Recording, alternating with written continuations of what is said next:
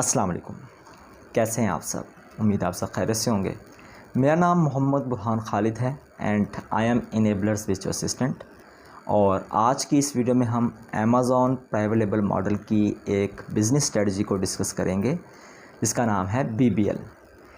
BBL stands for brand building launch. इसमें हम जिस क्लास में अपनी ब्रांड को रजिस्टर करवाते हैं उसी क्लास की एक कैटेगरी में रहते हुए मुख्तलिफ़ प्रोडक्ट्स को लॉन्च करते हैं। मिसाल के तौर पर मैंने अपनी ब्रांड को होम एंड किचन की कैटेगरी में या नीच में क्या किया हुआ है, रजिस्टर करवाया हुआ है। तो मेरी कोशिश होगी कि मैं होम एंड किचन की कैटेगरी में रहते हुए ही मुख्तलिफ़ प्रोडक्ट्स को लॉन्च करूं। इससे फ़ायदा क्या होगा? इससे फ़ायदा ये होता है कि जब कस्टमर हमारे स्टोर फ्रंट पे आता है तो उसे एक ही कैटेगरी से रिलेटेड मुख्तलिफ़ प्रोडक्ट्स नज़र आती हैं जिससे कस्टमर पर एक अच्छा इम्पैक्ट पड़ता है।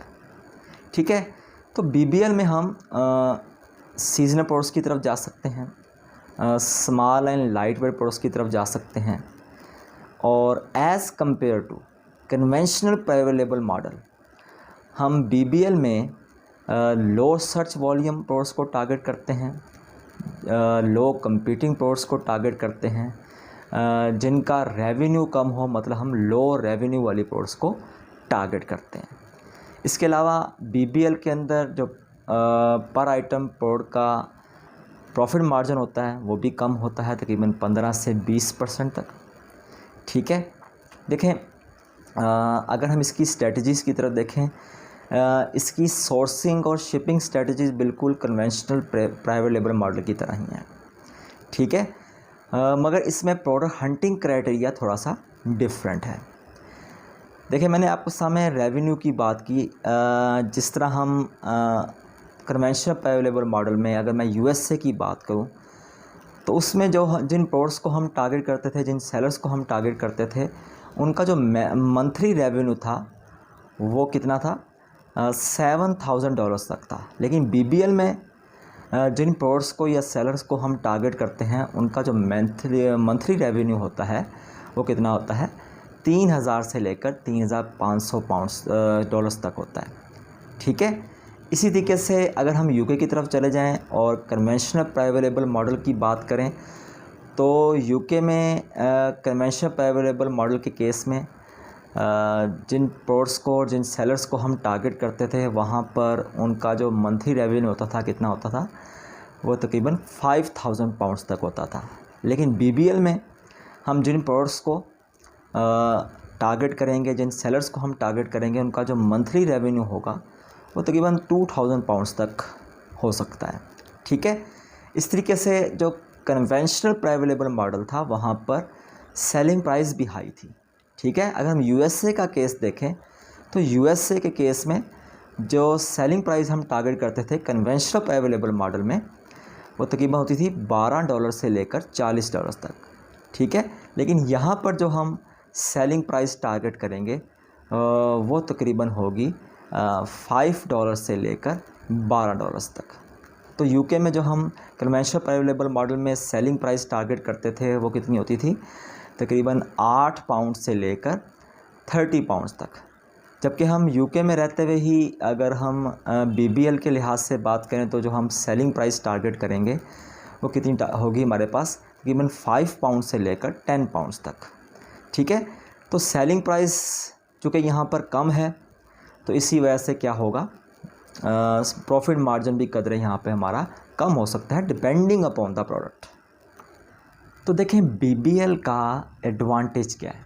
BBL का एडवांटेज ये है कि हम एक ही ब्रांड में रहते हुए एक ही कैटेगरी में कई सारी प्रोडक्ट्स को लॉन्च कर सकते हैं। ठीक है, तो इसमें एक वे ये है कि हम एक साथ 2-3 प्रोडक्ट्स को लॉन्च कर दें, या फिर एक तरीकाकार ये है कि हम पहले एक प्रोडक्ट को लॉन्च करें, फिर उसके बाद जो है हम जब उसकी सेल्स आने लग जाएं, हमें उसकी सेल्स का अंदाज़ा हो जाए तो हम मज़ीद जो है 2-3 प्रोडक्ट्स को लॉन्च कर दें। तो इसमें कोई हमारे पास लिमिटेशन नहीं है, हम 2 या 3 से ज़्यादा प्रोडक्ट्स को भी जो है लॉन्च कर सकते हैं।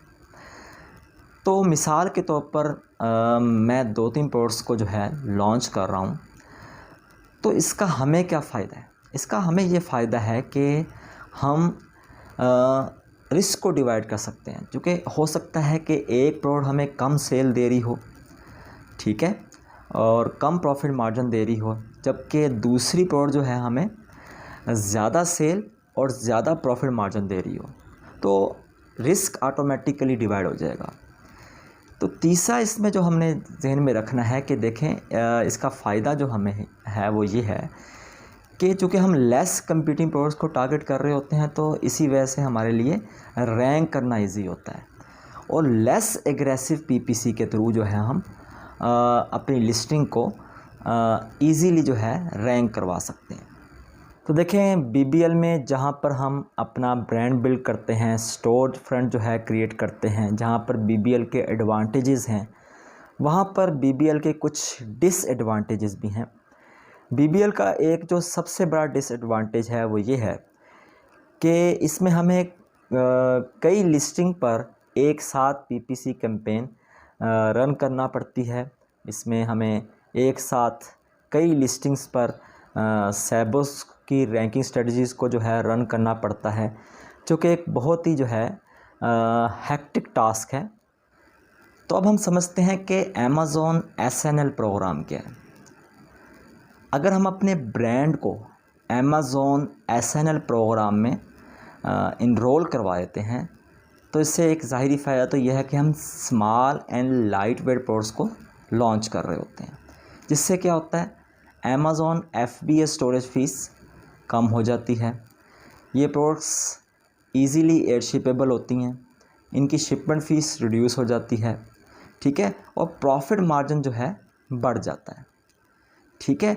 इसके अलावा देखें जो इससे पहले जो एसएनएल प्रोडक्ट्स की सेलिंग प्राइस की जो अमेज़ॉन ने थ्रेश होल्ड लिमिट रखी हुई थी वो $7 थी, मतलब हम $7 तक की ही प्रोडक्ट्स को अंडर एसएनएल प्रोग्राम लॉन्च कर सकते थे।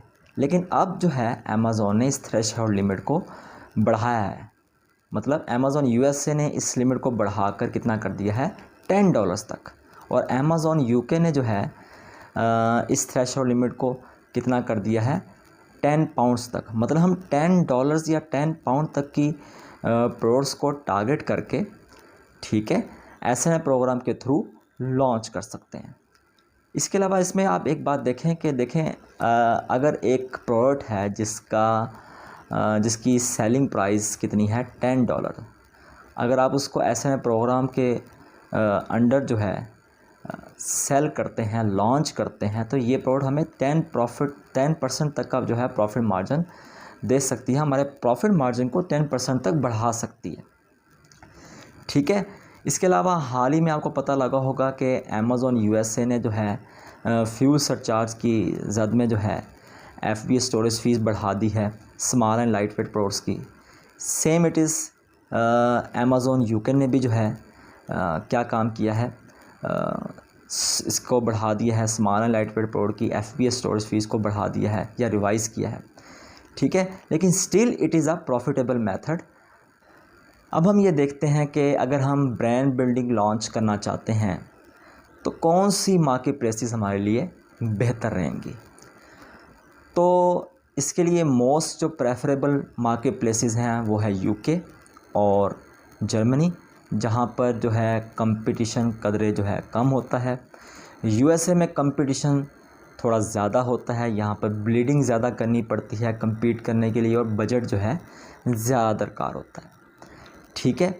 इसके अलावा हम डेवलपिंग मार्केट प्लेसेस को भी एक्सप्लोर कर सकते हैं, जैसा कि कनाडा, ऑस्ट्रेलिया, सऊदी अरेबिया और यूएई।